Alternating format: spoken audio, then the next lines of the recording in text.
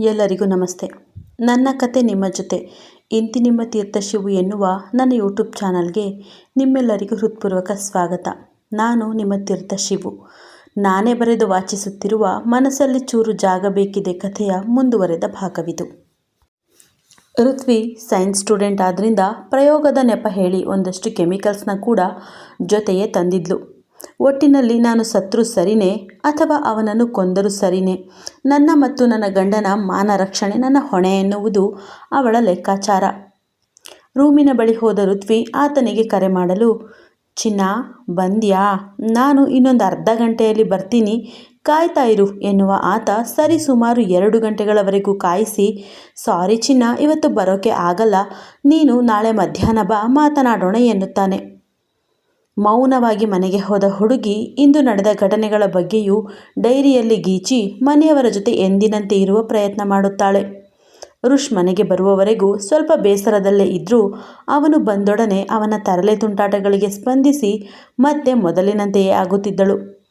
ಮಾರನೆಯ ದಿನ ಮತ್ತದೇ ದಿನಚರಿ. ಬೆಳಗ್ಗೆಯೇ ಅವಳಿಗೆ ಋಷ್ನ ವಿಡಿಯೋ ತುಣುಕುಗಳನ್ನು ಕಳುಹಿಸುವುದು, ಮಧ್ಯಾಹ್ನ ಮತ್ತೆ ಅಲ್ಲಿಗೆ ಬಾ, ಮಾತನಾಡೋಣ ಎನ್ನುವುದು. ಅವಳು ಹೋದ ನಂತರವೂ ಅವಳನ್ನು ಭೇಟಿ ಮಾಡಲು ಬಾರದೆ 2 ಗಂಟೆ ಅವಳನ್ನು ಕಾಯಿಸಿ ವಾಪಸ್ ಕಳುಹಿಸುವುದು. ಅವನ ಬಗ್ಗೆ ತಿಳಿಯಲು ಟ್ರೂ ಕಾಲರ್ ಅದು ಇದು ಅಂತ ಸಾಕಷ್ಟು ತಂತ್ರಜ್ಞಾನಗಳನ್ನು ಬಳಸಿ ನೋಡುವ ಋತ್ವಿ ಕೆಲವೊಂದು ಸೈಬರ್ ಸೆಂಟರ್ಗಳಿಗೂ ಭೇಟಿ ಕೊಟ್ಟು ಸೋಲುತ್ತಾಳೆ. ಸರಿ ಸುಮಾರು 5 ದಿನ ಇದೇ ರೀತಿ ಆಡಿಸುವ ಆತ ಭಾನುವಾರ ಕೂಡ ಬಾ ಮಾತನಾಡೋಣ ಎಂದಾಗ ಮಾತ್ರ ಸಾಧ್ಯವಿಲ್ಲ, ಅವತ್ತು ನನ್ನ ಗಂಡ ಮನೆಯಲ್ಲಿರ್ತಾರೆ, ಅವರಿಗೆ ಸುಳ್ಳು ಹೇಳಿ ಬರಲು ಸಾಧ್ಯವಿಲ್ಲ ಎಂದು ಆತನಲ್ಲಿ ಮನವಿ ಮಾಡುವ ಋತ್ವಿ ಅವನಲ್ಲಿ ಕಾಡಿ ಬೇಡಿ ಕೊನೆಗೂ ಅವನನ್ನು ಒಪ್ಪಿಸುತ್ತಾಳೆ. ಹಾಗೆಯೇ ಈ 5-6 ದಿನಗಳಿಂದ ತಾನು ಮಾನಸಿಕವಾಗಿ ಎಷ್ಟೊಂದು ಹಿಂಸೆ ಅನುಭವಿಸುತ್ತಿದ್ದೇನೆ. ಅತ್ತ ಋಷ್ನ ವಿಡಿಯೋದ ಹಿಂಸೆ, ಇತ್ತ ಋಷ್ ಮತ್ತು ಮನೆಯವರ ಜೊತೆ ಮೊದಲಿನಂತೆ ಇರಲೇಬೇಕೆಂಬ ಒತ್ತಡ. ಮನದ ಆಂದೋಲನವನ್ನು ಹತ್ತಿಕ್ಕುವ ಪ್ರಯತ್ನ ಮಾಡುತ್ತಾ ಎಲ್ಲರೊಂದಿಗೆ ನಗುವ ನಟನೆ ಮಾಡಲೇಬೇಕು. ಒಟ್ಟಿನಲ್ಲಿ 2 ಕಡೆಯಿಂದ ತಾನು ಎಷ್ಟೆಲ್ಲ ಹೈರಾಣಾಗಿ ಹೋಗುತ್ತಿದ್ದೇನೆ ಎನ್ನುವುದನ್ನು ತನ್ನ ಡೈರಿಯಲ್ಲಿ ಬರೆದಿರ್ತಾಳೆ ಋತ್ವಿ. ಮತ್ತೆ ಸೋಮವಾರ ಅದೇ ಕಥೆ. ಮತ್ತೆರಡು ಗಂಟೆ ಕಾಯಿಸಿ ವಾಪಸ್ ಕಳುಹಿಸುವ ಆತ ನಾಳೆ ಮಿಸ್ ಮಾಡದೆ ಮೀಟ್ ಮಾಡ್ತೀನಿ ಚಿನ್ನ ಎಂದು ಮಾತು ಸಹ ಕೊಡ್ತಾನೆ. ಆದರೆ ಈ ಬಾರಿ ಋತ್ವಿ ತನ್ನ ರಕ್ಷಣೆಗೆ ಬಿಗಿಯಾದ ಬಂದೋಬಸ್ತ್ ಮಾಡಿಕೊಂಡೇ ಹೋಗಿದ್ಲು.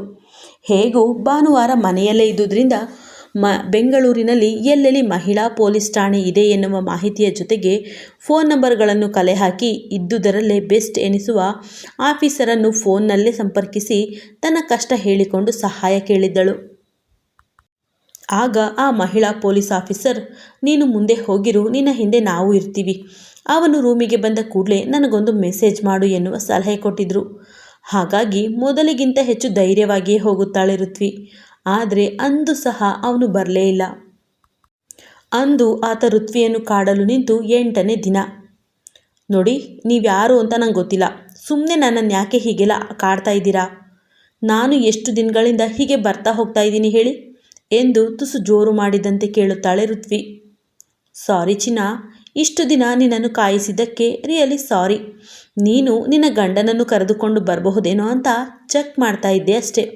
ಬಟ್ ಇವತ್ತು ನಿನ್ನೆದುರು ಬಂದೇ ಬರ್ತೀನಿ ಎನ್ನುವ ಆತ ಒಟ್ಟಾಗಿ 8ನೇ ದಿನಕ್ಕೆ ಅವಳ ಎದುರು ಬರ್ತಾನೆ. ಬಾಗಿಲು ತೆರೆದ ಆತ ಚಿನ್ನ ಎಂದರೆ ಅವನತ್ತ ತಿರುಗಿ ನೋಡಿದ ಹುಡುಗಿಯ ಕಣ್ಣುಗಳು ಆಶ್ಚರ್ಯದಿಂದ ಅರಳಿತ್ತು. ಹಿಂದೆಯೇ ಕೋಪದ ಜೊತೆಗೆ ಅಸಹ್ಯ ಕೂಡ ಆಗಿತ್ತು. ಋತ್ವಿ, ನೀವಾ?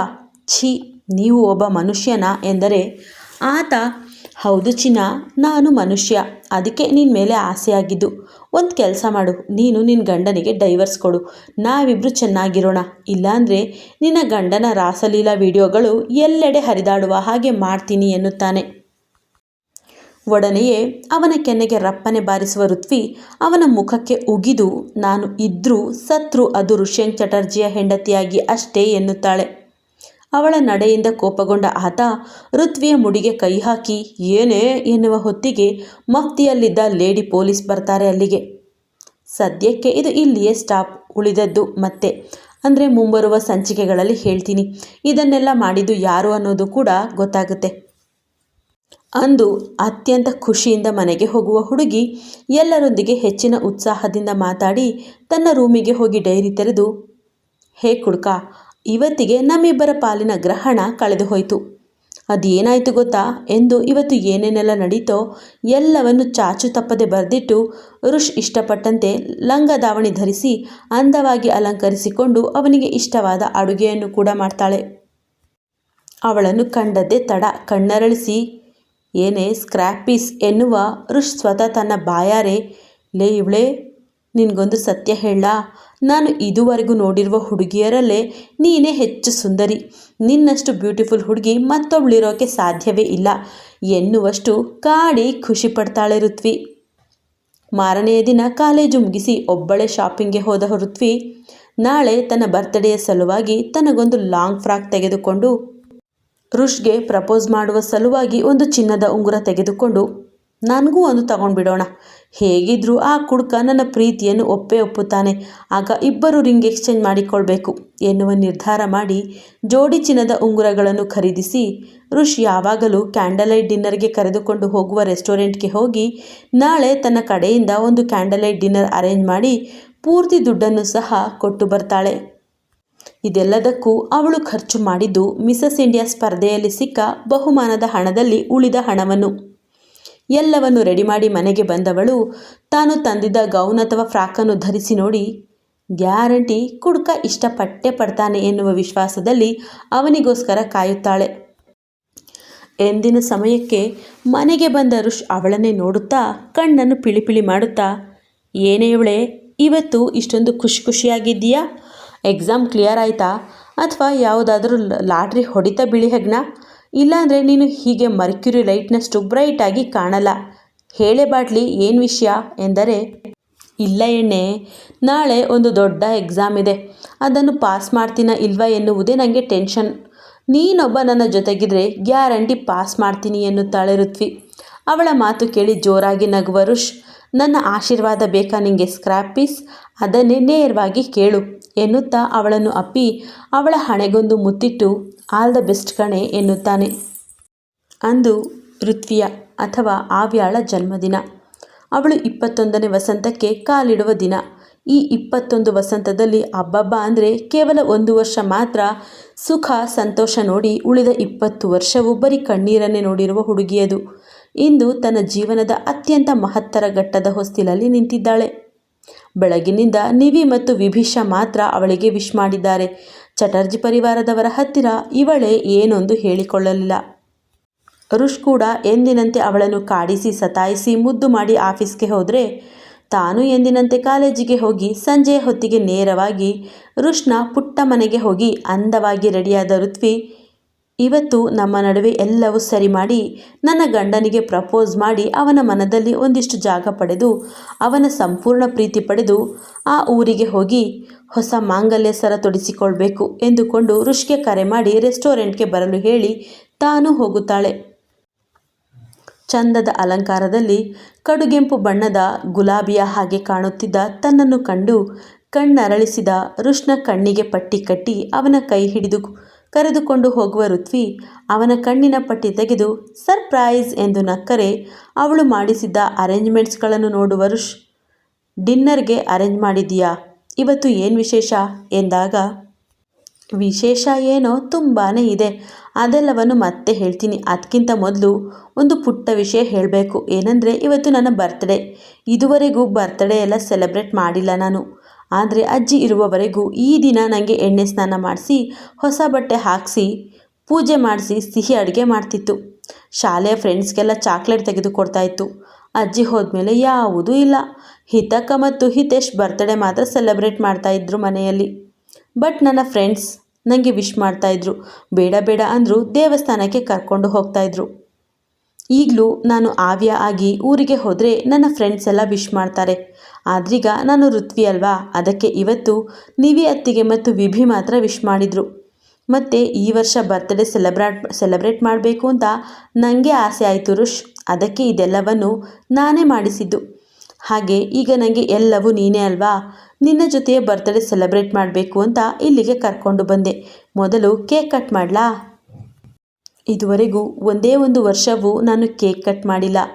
ಹಿತಕ್ಕ ಮತ್ತು ಹಿತೇಶ್ ಕೇಕ್ ಕಟ್ ಮಾಡುವಾಗ ಆಸೆ ಆದರೂ ದೂರದಲ್ಲಿ ನಿಂತೇ ನೋಡ್ತಾ ಇದ್ದೆ. ಬಾ ಋಷ್, ಒಟ್ಟಿಗೆ ಕೇಕ್ ಕಟ್ ಮಾಡೋಣ ಎನ್ನುತ್ತಾ ಅವನ ಕೈ ಹಿಡಿದು ಕೇಕ್ ಇದ್ದ ಟೇಬಲ್ ಬಳಿಗೆ ಕರೆದುಕೊಂಡು ಹೋಗುತ್ತಾಳೆ ಋತ್ವಿ. ಚಂದ ಇದೆ ಅಲ್ವಾ ಕೇಕ್ ಎನ್ನುತ್ತಲೇ ಕೇಕ್ ಕಟ್ ಮಾಡಿ ಅವನ ಬಾಯಿ ಎದುರು ಕೇಕ್ ಪೀಸ್ ಹಿಡಿದ ಹುಡುಗಿ, ನನ್ನ ಜೀವನದಲ್ಲೂ ಸುಖ, ಸಂತೋಷ, ನೆಮ್ಮದಿ ಎನ್ನುವ ಸಿಹಿ ತುಂಬಿದವನು ನೀನೇ. ನಿನ್ನ ಜೀವನದಲ್ಲಿ ಯಾವಾಗಲೂ ಸಿಹಿಯ ಹೂರಣವೇ ತುಂಬಿರಬೇಕು ಎಂದರೆ ಬಾಯಿ ತೆರೆದು ಕೇಕ್ ತಿಂದ ರುಷ್ ಥ್ಯಾಂಕ್ಸ್ ಎಂದಷ್ಟೇ ಹೇಳುತ್ತಾನೆ. ಹುಬ್ಬು ಬೆಸೆದ ಋತ್ವಿ, ಹೇ ಹಂದಿ, ನಾನು ನಿಂಗೆ ಕೇಕ್ ತಿನ್ನಿಸಿದೆ, ಬಟ್ ನೀನು ಅಟ್ಲೀಸ್ಟ್ ಬರ್ತ್ಡೇ ವಿಶ್ ಕೂಡ ಮಾಡಲಿಲ್ಲ. ಒಂದು ಕಿಸ್, ಹೋಗಲಿ ಒಂದು ಪುಟ್ಟ ಹಗ್, ಅದೂ ಬೇಡ. ಅಟ್ಲೀಸ್ಟ್ ನೀನು ತಿಂದ ಕೇಕನ್ನೇ ನನಗೂ ತಿನ್ನಿಸ್ಬೇಕಿತ್ತು ತಾನೇ. ಅಷ್ಟು ಗೊತ್ತಾಗಲ್ವಾ ಕುಡ್ಕ ನಿಂಗೆ? ನೀನೇನು ಚಿಕ್ಕ ಮಗುವಾ? ಎಲ್ಲನೂ ನಾನೇ ಹೇಳಿಕೊಡ್ಬೇಕಾ? ನನ್ನ ಕರ್ಮ, ಅದೇನು ಅಂತ ನನಗೆ ಗಂಟು ಬಿದ್ದೆಯೋ ಏನೋ. ಎಲ್ಲ ವಿಷಯದಲ್ಲೂ ಸೂಪರ್ ಫಾಸ್ಟ್ ಆಗಿರುವ ನೀನು ಈ ರೀತಿಯ ಕೆಲವೊಂದು ವಿಷಯದಲ್ಲಿ ಮಾತ್ರ ದಡ್ಡ ಎಂದು ಗದರಿದಾಗ ಅವಳನ್ನೇ ದಿಟ್ಟಿಸಿ ನೋಡುತ್ತಾ ಅವಳ ಬಾಯಿಯ ಬಳಿ ಕೇಕ್ ಹಿಡಿಯುವ ರುಷ್ ಹ್ಯಾಪಿ ಬರ್ತ್ಡೇ ಎಂದಷ್ಟೇ ಹೇಳುತ್ತಾನೆ. ಅಷ್ಟಕ್ಕೆ ಖುಷಿಯಿಂದ ಕೇಕ್ ತಿನ್ನುವ ಋತ್ವಿ, ಬರೀ ಇಷ್ಟೇನಾ? ಬೇರೆ ಏನೂ ಇಲ್ವಾ? ನಾನು ಈ ಡ್ರೆಸ್ನಲ್ಲಿ ಹೇಗೆ ಕಾಣ್ತಾ ಇದ್ದೀನಿ? ನಿನ್ನ ಫೇವ್ರೆಟ್ ರೆಡ್ ಕಲರ್ ಇಷ್ಟ ಆಯ್ತಾ? ನೀನು ಯಾವಾಗಲೂ ಹೇಳುವ ಹಾಗೆ ನಾನು ಅತಿಲೋಕ ಸುಂದರಿಯ ಹಾಗೆ ಕಾಣುತ್ತಿಲ್ವಾ ಎಂದರೂ ಅವನೇನು ಪ್ರತಿಕ್ರಿಯಿಸಲೇ ಇಲ್ಲ. ಏನಾಗಿದೆ ನಿಂಗೆ? ಯಾಕೊಂಥರ ಇದೆಯಾ? ಹೊಟ್ಟೆ ನೋವಾ? ತಲೆನೋವಾ ಎಂದೆಲ್ಲ ಕೇಳುತ್ತಾ ಅವನ ಹಣೆ ಕುತ್ತಿಗೆ ಮುಟ್ಟುವ ಋತ್ವಿ, ಆಗಲೂ ಅವನು ಮೌನ ಮುರಿಯದೆ ಹೋದಾಗ, ಸರಿ ಊಟ ಮಾಡೋಣ? ಬೇಡ ಬೇಡ ಇರು, ನಾನು ನಿನಗೊಂದು ವಿಷಯ ಹೇಳಬೇಕು ಎನ್ನುತ್ತಾ ಅವನ ಕೈ ಹಿಡಿದು ಮತ್ತೂ ಸ್ವಲ್ಪ ಮುಂದೆ ಕರೆದುಕೊಂಡು ಹೋಗಿ ಅವನನ್ನು ಅಲ್ಲೇ ನಿಲ್ಲಿಸಿ ಇವಳು ಮತ್ತೆ ಟೇಬಲ್ ಬಳಿ ಬಂದು ಒಂದು ಸ್ವಿಚ್ ಅದುಮಿದರೆ ರುಷ್ನ ಸುತ್ತವೂ ಪುಟ್ಟ ಪುಟ್ಟ ಬಲ್ಬ್ಗಳು ಹೊತ್ತಿಕೊಳ್ಳುತ್ತವೆ, ಅದು ಕೂಡ ಹೃದಯಾಕಾರದಲ್ಲಿ. ಮಧ್ಯದಲ್ಲಿ ನಿಂತಿದ್ದ ರುಷ್ ಸುತ್ತಲೂ ನೋಡುವಾಗ ತನ್ನ ಎರಡೂ ಕೈಗಳನ್ನು ಹಿಂದಕ್ಕೆ ಕಟ್ಟಿಕೊಂಡು ಅವನೆದುರು ಬಂದ ಋತ್ವಿ ಅವನನ್ನೇ ನೋಡುತ್ತಾ ಅವನೆದುರು ಮಂಡಿಯೂರಿ ಕುಳಿತು ಕೆಂಪು ಗುಲಾಬಿ ಹೂಗಳ ದೊಡ್ಡ ಗುಚ್ಛವನ್ನು ಅವನೆದುರು ಚಾಚುತ್ತಾಳೆ. ರುಷ್ ಆಗಲೂ ಮೌನವಾಗಿ ಅವಳನ್ನೇ ನೋಡಲು, ಹೇ ಕುಡ್ಕ, ನನಗೆ ನೀನು ಅಂದರೆ ತುಂಬ ಇಷ್ಟ.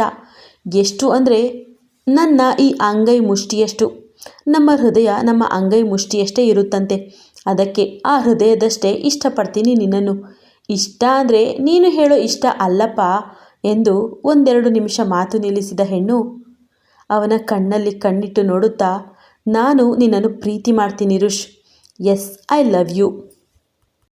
ಈ ಬಾಟ್ಲಿ ಬೇಬಿಗೆ ನಿನ್ನಂಥ ಹೆಂಡ ಕುಡ್ಕನ ಮೇಲೆ, ಎಣ್ಣೆ ಮಾಸ್ಟರ್ ಮೇಲೆ ಹೆವಿ ಲವ್ ಆಗಿದೆ. ಯಾಕೆ, ಹೇಗೆ, ಏನು, ಎತ್ತ ಯಾವುದು ಸರಿಯಾಗಿ ಗೊತ್ತಿಲ್ಲ, ಬಟ್ ಐ ಲವ್ ಯು. ಇದೇನು ಆಕರ್ಷಣೆಯಲ್ಲ, ಇದು ಶುದ್ಧ ಪ್ರೀತಿ. ನನಗೆ ನಿನ್ನ ಕೋಪ, ತಾಪ, ಸಿಟ್ಟು, ಸೆಡವು, ಜಗಳ ಎಲ್ಲ ಇಷ್ಟ. ನೀನು ಒರಟಾಗಿ ಬೈದರೂ ಇಷ್ಟವೇ. ಬೈಯುತ್ತಲೇ ನೀನು ತೋರುವ ಕಾಳಜಿ ತುಂಬಾ ಇಷ್ಟ. ನಿನ್ನ ಮುದ್ದಾಟ, ಗುದ್ದಾಟ ಎಲ್ಲವೂ ಇಷ್ಟವೇ. ಉಳಿದಿರುವ ಜೀವನವನ್ನು ನಿನ್ನೊಂದಿಗೆ ಕಳಿಬೇಕು ಎನ್ನುವ ಆಸೆ. ಅಕಸ್ಮಾತ್ ಸತ್ತರೂ ನಿನ್ನ ಮಡಿಲಲ್ಲಿ ಕೊನೆಯುಸಿರು ಎಳೆಯಬೇಕೆನ್ನುವ ಆಸೆ ಇದೆ ನನಗೆ. ನನಗಂತೂ ಹೇಳೋಕೆ ಕೇಳೋಕೆ ಹಿಂದೆ ಮುಂದೆ ಯಾರೂ ಇಲ್ಲ. ನನಗೆ ಅಂತ ಇರುವವನು ನೀನೊಬ್ಬನೇ. ನಾಳೆ ದಿನ ನಾನು ಸತ್ರು ನನ್ನನ್ನು ಹೇಳೋಕೆ ಕೇಳೋಕೆ ಯಾರೂ ಬರಲ್ಲ. ನನಗೆ ಬುದ್ಧಿ ಬಂದಾಗಿಂದ ನನ್ನ ಅಜ್ಜಿಯನ್ನು ಹೊರತುಪಡಿಸಿ ನನ್ನನ್ನು ಇಷ್ಟು ಕಾಳಜಿಯಿಂದ ನೋಡಿಕೊಂಡಿದ್ದು ನೀನು ಮತ್ತು ನೀವಿ ಅತ್ತಿಗೆ ಮಾತ್ರವೇ. ನಿಮ್ಮಿಬ್ಬರಿಗೂ ನನ್ನ ಮನಸ್ಸಲ್ಲಿ ಅತ್ಯುನ್ನತ ಸ್ಥಾನವಿದೆ. ಅದರಲ್ಲೂ ನಿನ್ನಿಂದ ನನಗೊಂದು ತುಂಬು ಕುಟುಂಬ ಕೂಡ ಸಿಕ್ಕಿದೆ. ಅದರ ಕೃತಜ್ಞತೆ ಸಹ ಇದೆ. ಹಾಗೆ ನಿನ್ನ ಪ್ರೀತಿ ಕೂಡ ಬೇಕು ನನಗೆ. ನನ್ನ ಪ್ರೀತಿಯನ್ನು ಒಪ್ಕೊಂಡು ನಿನ್ನ ಮನಸ್ಸಲ್ಲಿ ಚೂರೇ ಚೂರು ಜಾಗ ಕೊಡ್ತೀಯ ರುಷ್? ನೀನು ಸಮಾಜದ ಎದುರು ಕೊಟ್ಟಿರುವ ನಿನ್ನ ಹೆಂಡತಿಯ ಸ್ಥಾನಕ್ಕಿಂತ ನಿನ್ನ ಮನಸ್ಸಲ್ಲಿ ಕೊಡುವ ಜಾಗ ಬಹಳ ಮುಖ್ಯ ನನಗೆ. ಹಾಗೆ ಇದುವರೆಗೂ ಯಾರಿಂದಲೂ ಪ್ರೀತಿ ಕಾಣದ ನನಗೆ ಒಂದೇ ಒಂದು ಹಿಡಿ ಪ್ರೀತಿ ಕೊಡ್ತೀಯಾ? ಸಾಯುವವರೆಗೂ ನಿನ್ನ ಮನದಾಳಾಗಿ ನಿನ್ನೊಂದಿಗೆ ಇದ್ದು ಬಿಡ್ತೀನಿ ಎಂದು ಅವನೆದುರು ಉಂಗುರದ ಡಬ್ಬಿ ಕೂಡ ಚಾಚುತ್ತಾಳೆ ಋತ್ವಿ. ಜೇಬಿಗೆ ಕೈ ತೂರಿಸಿ ಇದುವರೆಗೂ ಅವಳು ಹೇಳುವ ಮಾತುಗಳನ್ನೇ ಕೇಳುತ್ತಾ ಅವಳನ್ನೇ ನೋಡುತ್ತಾ ನಿಂತಿದ್ದ ರುಷ್ನ ಎಚ್ಚರಿಸುವ ಹಾಗೆ, ಹೇಳು ರುಷ್, ನಿನ್ನ ಮನಸ್ಸಲ್ಲಿ ನನಗೂ ಪುಟ್ಟ ಜಾಗ ಕೊಡ್ತೀಯಾ? ಪ್ರೀತಿ ಕೊಡ್ತೀಯಾ? ನೀನು ನನ್ನನ್ನು ಪ್ರೀತಿ ಮಾಡ್ತೀಯಾ ಎಂದು ಮತ್ತೆ ಕೇಳುತ್ತಾಳೆ ಋತ್ವಿ. ಆಗ ತನ್ನ ಗಂಟಲನ್ನು ಸರಿಪಡಿಸಿಕೊಳ್ಳುತ್ತಾ ಗಂಭೀರ ಮುಖಭಾವದಲ್ಲಿ ಅವಳನ್ನೇ ನೋಡುತ್ತಾ, ಇಲ್ಲ ಎನ್ನುತ್ತಾನೆ ಋಷ್. ಕಥೆ ಮುಂದುವರಿಯುವುದು ಎಂದಿನಂತೆ ನಿಮ್ಮ ಪ್ರೋತ್ಸಾಹದ ನಿರೀಕ್ಷೆಯಲ್ಲಿ. ಅವಳ ಪ್ರೇಮ ನಿವೇದನೆಗೆ ಇವನು ಇಲ್ಲ ಅಂತ ಹೇಳಲ್ಲ ಅಂದುಕೊಂಡಿದ್ರಿ ಅನ್ಸುತ್ತೆ ಅಲ್ವಾ? ಇದೆ ನಿಜವಾದ ಟ್ವಿಸ್ಟ್. ಇಷ್ಟೆಲ್ಲ ಆದ ನಂತರವೂ ಅವಳು ಕೇಳಿದಂತೆ ಅವನ ಮನಸ್ಸಲ್ಲಿ ಅವಳಿಗೆ ಜಾಗ ಕೊಡಲೇ ಇಲ್ಲ ಋಷ್. ಅವಳು ಆಸೆ ಪಡುತ್ತಿದ್ದಂತೆ ಇಡೀ ಪ್ರೀತಿ ಕೂಡ ಕೊಡೋಕೆ ಒಪ್ಪಲಿಲ್ಲ ಋಷ್. ಯಾಕೆ ಏನು ಅನ್ನೋದು ಮುಂದಿನ ಸಂಚಿಕೆಗಳಲ್ಲಿ ಗೊತ್ತಾಗತ್ತೆ. ಕತೆ ಮತ್ತು ಸಂಚಿಕೆ ಇಷ್ಟವಾಗಿದ್ದರೆ ಲೈಕ್ ಮಾಡೋದನ್ನು ಮರಿಬೇಡಿ. ಮುಂದಿನ ಸಂಚಿಕೆಯಲ್ಲಿ ಸಿಗೋಣ. ಅಲ್ಲಿಯವರೆಗೂ ಟೇಕ್ ಕೇರ್. ಬಾಯ್ ಬಾಯ್.